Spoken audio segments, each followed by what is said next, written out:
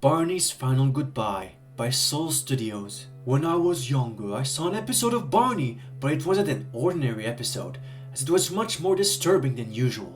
It played on Treehouse from my cable TV, which was 720p in quality. My parents bought it for me during my birthday so that I could watch television shows for children.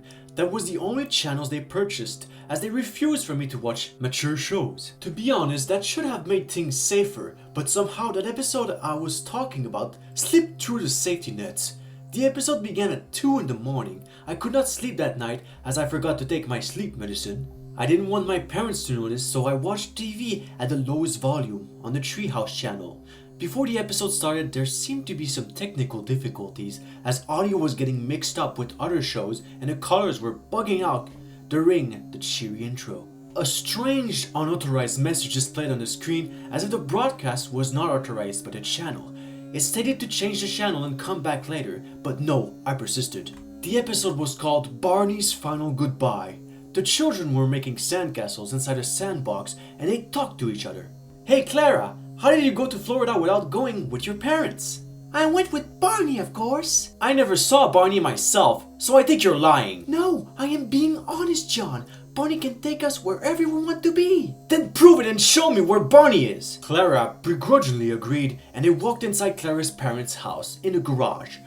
There she moved a few boxes, but nothing was there. What? But he was right there. You see, I was right. Barney isn't real. It's just your imagination. Clara seemed to be concerned and worried. Did you take him? Obviously not. Then where is he? She looks around the garage, but Barney is nowhere to be seen. But then John freaks out as he sees him right in front of the garage door. Barney seems to be laughing and jumping in excitement. Welcome, John. Do you want to go on an adventure? John was shocked and deeply disturbed at the sight of Barney. See, he is real. Why did you doubt in his existence? Barney stopped moving and stared at John. Oh, John, you shouldn't doubt me. In fact, you may end up regretting it. Barney's voice deepened as he finished his phrase. No, you are not real. I don't believe in you, John declared. And Barney disappeared. What did you just do? Why do you even trust him? He is a stranger to you. Clara looked behind John with fear as Barney rises from behind him.